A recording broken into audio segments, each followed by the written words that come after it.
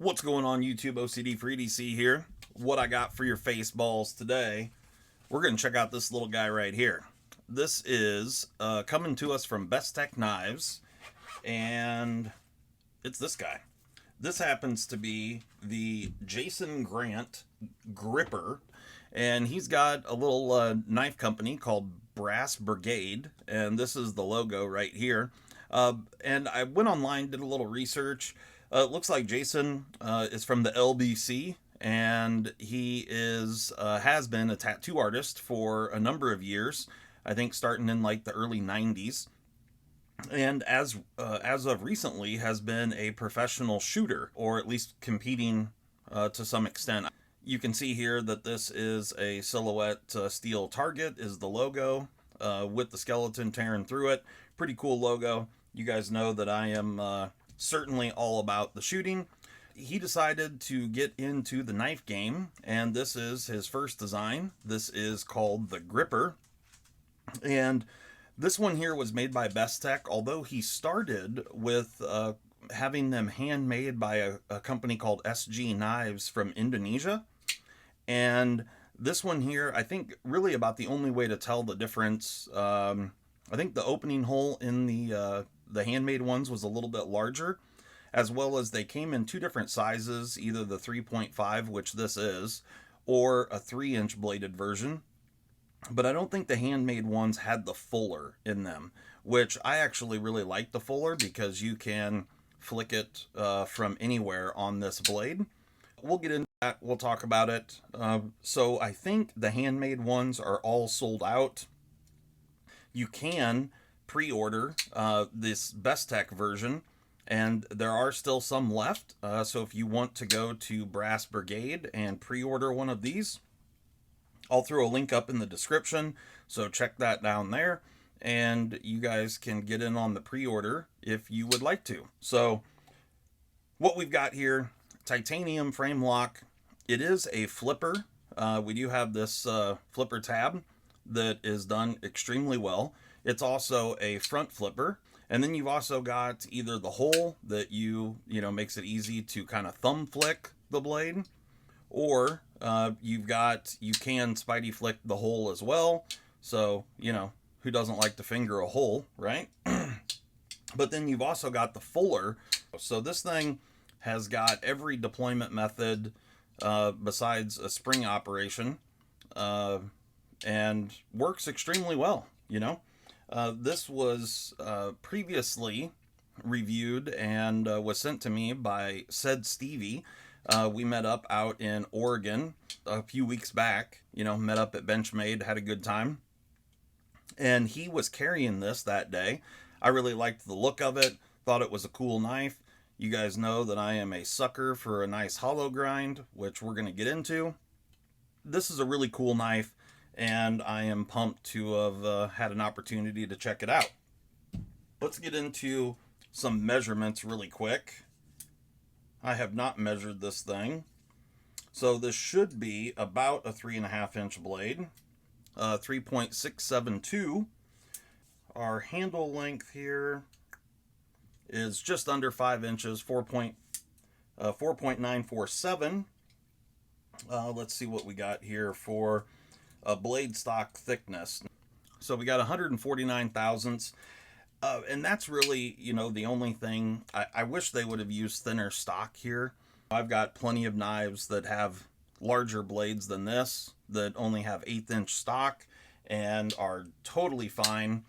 To me, there was just no reason to use that heavy of a blade stock, but they did the best they could with it because, I don't know how well, if you're going to be able to see this at all, but it does have a very, very nice saber ground, hollow ground blade. So the primary grind comes up to this line right here. So we've got that full 149 thousandths all the way out to this point, but everything below that has got a very, very nice hollow grind going. And hollow grinds are, well, they are coming back, but they're few and far between, especially good ones. So let's see what we got here. Thickness behind the edge, about 14 thou, which is wonderful. I just wish they would have used a little thinner blade stock. Can't have everything, right? This nice Wharncliffe blade right here, it comes out to a really nice point. And so, some detailed work, whatever, you guys know the benefits of having a blade shape like this. It works extremely well. It's not going to work for cutting down onto a cutting board. Now, of course, you can do it at an angle and then drag through, but because of this area right here, you're not going to get, you're only going to get about this much of the blade to actually go down onto the cutting board. So that's a little bit of a bummer, but it also, the handle works extremely well. You've got a really nice forward choil here with some, it is, I guess, jimping, although it is, widely spaced, kind of matches the frag pattern that's going on the titanium. But it does work well, it's comfortable, and so that part in this choked up grip is good. And it runs the whole spine of the blade. So back here, you get the same experience. Ultimately, it's a really great knife, all in all. Like, there's really nothing to complain about. We've got a little brass pivot collar here, the frag pattern on the titanium, as well as the raised backspacer. It's kind of hard to see there, but it does stick up and it carries over the frag pattern, which is cool. Pocket clip functional, albeit not really deep carry. So you're going to have, about this much sticking out of your pocket. Nothing crazy, but all the opening methods work extremely well. The detent is pretty well dialed in on this knife. It's just a good experience. And one of the things that I definitely appreciate the way they did this was the lock bar relief cut. You just kind of lose it in the frag pattern, but you can see that those 3 deep cuts right there. Ultimately, I really like internal relief cuts, but if you're not going to have an internal relief cut, doing it in 3 steps instead of having that whole area milled out is definitely a more preferred method. Because of those 3 smaller cuts, you're not going to have your pocket get caught up there when you're trying to stick this in. So that part is fantastic. So all in all, for a first design, I think this is great. I think he did a great job. It's got all the deployment methods that a person could want. The action's great. Yeah, there's really nothing to complain about here at all. I'm really kind of putting this in the same level as like the Nimble. The Nimble, I think, was a fantastic first design, EMP EDC. And this is right there with that. So like I said, these are still available. If you want to go and pick one up, check out the link in the description. It is a 3.5-inch blade, or 3.6-inch blade. So there it is up against the full-size Adamas. And here it is up against the standard Para 3.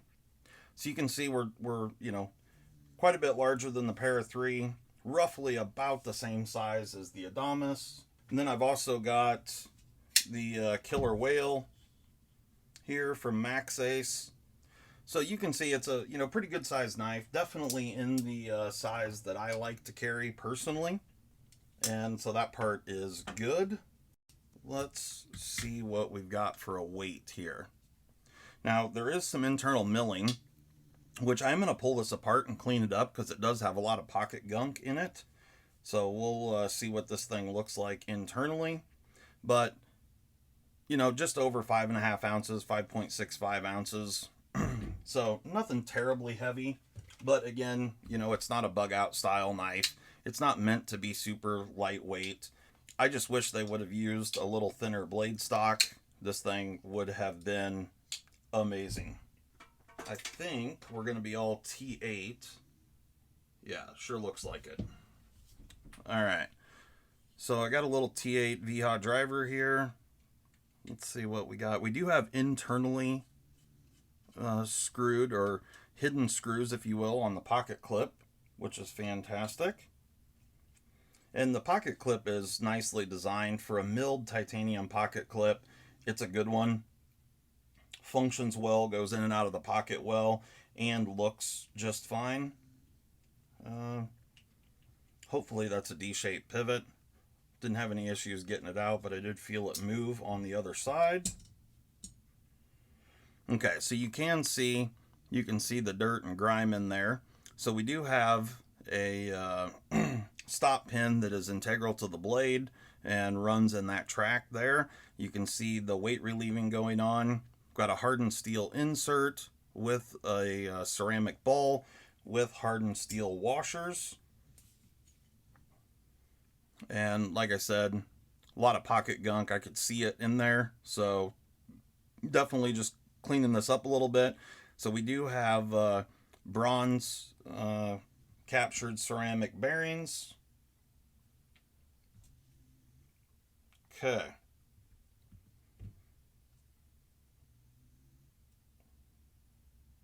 Okay, so we do have a D shape on the pivot. And there's our other bearing. Let me get a little cloth in here. We'll get these parts cleaned up quick. All right.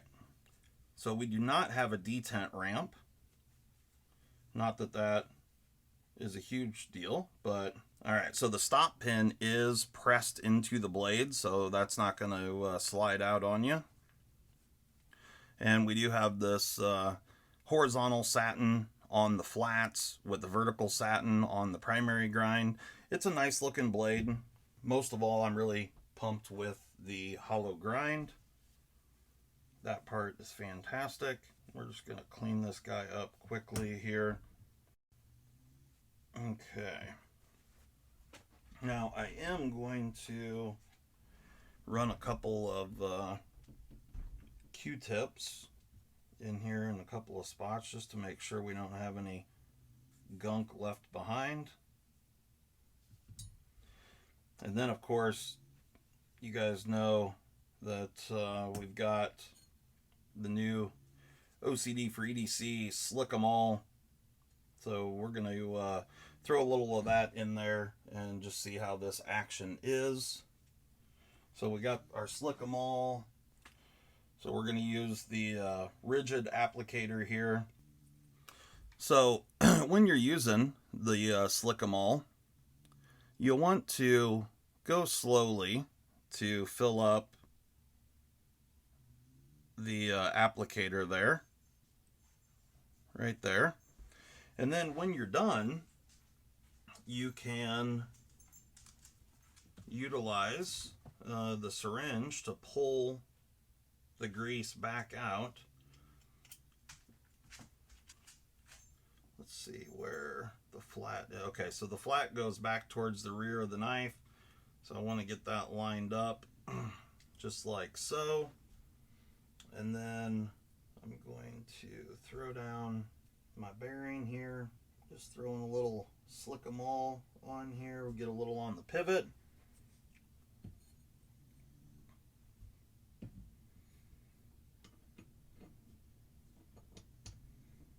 Just like that.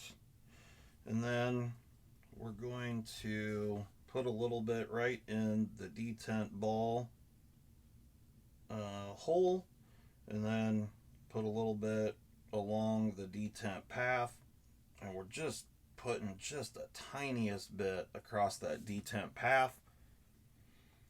Now we'll throw down this bearing, distribute it around just like that, and then we can use that to pull it back, suck the grease back in.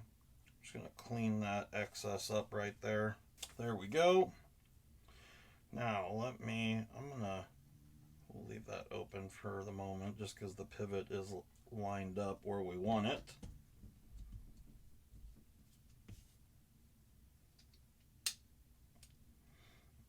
Okay.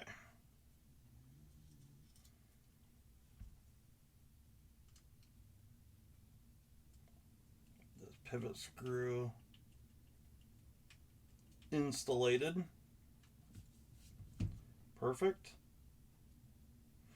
And then we'll go ahead, and I didn't even check to see if this was titanium hardware. It may be. Hold on a second. Nope, it is all steel hardware. So that's fine, not a big deal.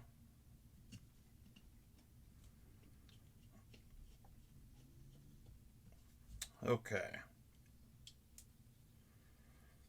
Just make sure these screws are tightened down. And then we probably have got the pivot too tight just because that's how I roll. But it's not too far off. Blade centering looks to be spot on.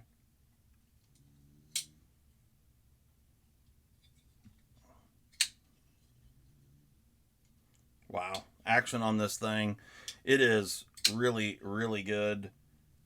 The blade just flies down. Yeah, you can't ask for anything more than that.